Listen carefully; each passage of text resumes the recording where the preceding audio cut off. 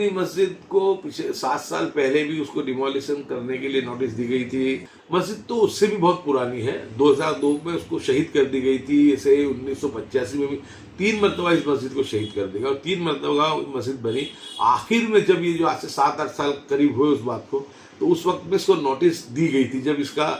वहाँ पे काम थोड़ा सा रिपेयरिंग चल रहा था। तो उस वक्त में ये तय हुआ था कि भाई जो जगह रोड लाइन की उसको छोड़ दिया जाए और उतनी ही जगह ऊपर बांध ली जाए। यानी म्यूनिसिपल कॉरपोरेशन की मंजूरी से, उस वक्त के मेयर बीजल पटेल थे, उनकी मंजूरी से इस काम को अंजाम दिया गया था। तो मुझे उम्मीद है कि जो कॉरपोरेशन ने, जो म्यूनिसिपल कमीशन ने वादा किया था, उस वादे को ये निभाएंगे और ये जगह अपनी मालिकी पे बनी हुई मस्जिद है, तो इस मस्जिद को जो है डिमोलिशन से बाहर किया जाएगा और उसकी नोटिस को रद्द किया जाएगा। उस वक्त में भी हम और तमाम जिम्मेदारों ने जाकर के बात वहाँ पर रखी थी म्यूनिसिपल कमिश्नर साहब के पास, और उस वक्त में तय हुआ था कि रोड लाइन में जो 4 मीटर जगह जा रही है उसको आप छोड़ दो और उसकी जगह पे आप लोग जो है ऊपर उसमें जगह को बना लिया जाए। तो उस वक्त में म्यूनिसिपल कमिश्नर नेहरा साहब थे, उनकी रजामंदी से उस मस्जिद की 4 मीटर जगह छोड़ दी गई थी और उतनी जगह जो थी ऊपर उस मस्जिद को 1 फ्लोर बना दिया गया था और वो अपनी मालिकी की जगह पे बनी हुई है। तो इस बात को लेकर भी कल म्यूनिसिपल कमिश्नर साहब के सामने भी मैंने, विधायक इमरान खेड़ावाला ने और कुछ जिम्मेदारों ने बात को रखा है और हमको उम्मीद भी है कि इस बात पे भी जो है गौर व फिक्र होगी और जो इंसाफ है वो हमको मिल पाएगा। इसके लिए उन्होंने जो वो इन्हीं बातों को लेकर के तो हम कोशिश कर रहे हैं कि भाई जब एक मरतबा तय हो गया, एक मरतबा बातचीत हो गई, फिर ये किस तरीके से नोटिस दी। यहाँ तक कि जिस आरटीआई एक्टिविस्ट ने एक माहिती मांगी थी कि कितनी जगहें रोड पे हैं, और वो जो माहिती उसने लेकर के ये सब माहिती सुप्रीम कोर्ट के सामने भी रखी थी, उस लिस्ट में भी मदनी मस्जिद का नाम नहीं है, क्योंकि मदनी मस्जिद मालिकी की जगह पे थी और कायदे से बनी हुई। इसके लिए म्यूनिसिपल कमिश्नर से को बात की है और इंशाल्लाह उम्मीद है कि जब इसके लिए हाईकोर्ट में वो डॉक्यूमेंट रखेंगे उस वक्त में इस बात को भी तरजीह दी जाएगी। और हमको अगर लगता है कि इस बात को वो तरजीह नहीं दे रहे हैं तो गुजरात हाईकोर्ट में भी इसके लिए जो है हम लोग और ट्रस्टी जो है वो साथ में मिलकर के जाएंगे। जो मजहबी मकामात को जो नोटिस दी है उसके लिए अभी तो सबसे पहले लोगों को अपना जवाब जो फाइल करना है, तो हम लोगों में एक चेतना हो, लोगों को एक समझ पैदा हो कि वो जल्द से जल्द अपने जो भी डॉक्यूमेंट हैं उसको लेकर के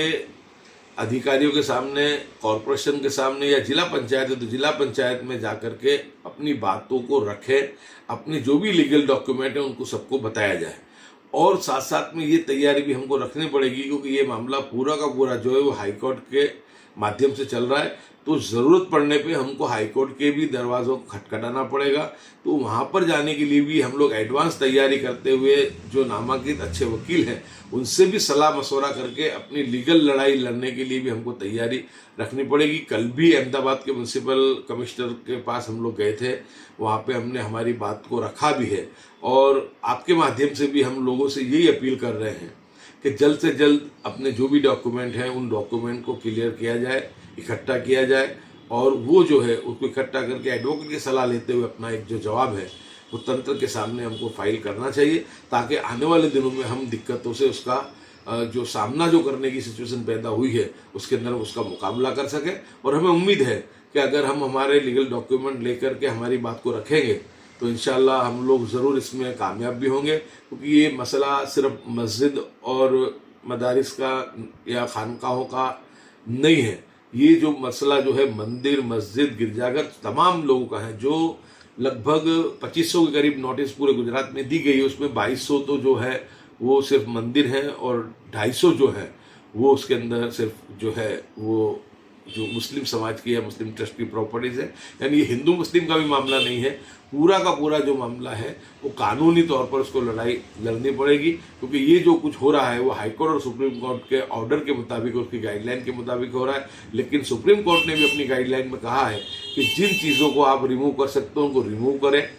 जिन चीज़ों को अगर तुम उसको रिप्लेस कर सकते हो, वहाँ से ले जाकर दूसरी जगह कर सकते हो तो उसको भी वो भी किया जाए। और जिनके डॉक्यूमेंट क्लियर है और सदियों से है तो अगर उनको रेगुलर कर सकते हो और किसी को दिक्कत नहीं है तो उसको रेगुलर भी किया जाए। यानी तीनों ऑप्शन है। तो हम तो आपके माध्यम से तंत्र से भी यही कहेंगे कि जो सुप्रीम कोर्ट ने, हाई कोर्ट ने जो गाइडलाइन दी है उसके मुताबिक इसमें काम होना चाहिए और जो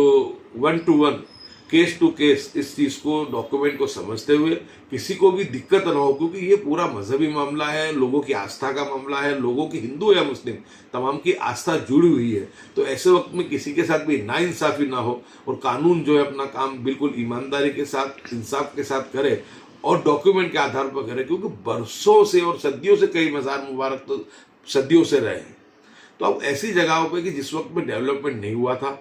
जिस वक्त में टीपी फाइनल नहीं हुई थी, उस वक्त में जगहें अपनी मालिकी जगहों पे थी। लेकिन उसके बाद जब वो डेवलपमेंट हुआ, टीपी फाइनल हुई, तो कुछ मज़ारात और कुछ मस्जिद जो रोड पर भी आ गए और मंदिर भी रोड पर इस तरीके से आ गए। तो इन सब चीज़ों को मद्देनजर रखते हुए बहुत संवेदनशील मामला है, इसको बहुत ही समझदारी के साथ, हिकमत के साथ इस मामले को सुलझाना चाहिए, ताकि कोई लॉ एंड ऑर्डर की सिचुएशन भी खराब ना हो और कोई मामला भी ना बिगड़े और जो काम है, जो मसला है, वो अच्छे तरीके से ये हल हो जाए। और अभी तमाम मुस्लिम समाज की तंजीमें भी इसके लिए मेहनत कोशिश कर रही हैं। तो सभी मिलकर के इस मामले को तरजीह दें और सबसे पहले अपने जो डॉक्यूमेंट है उसको इकट्ठा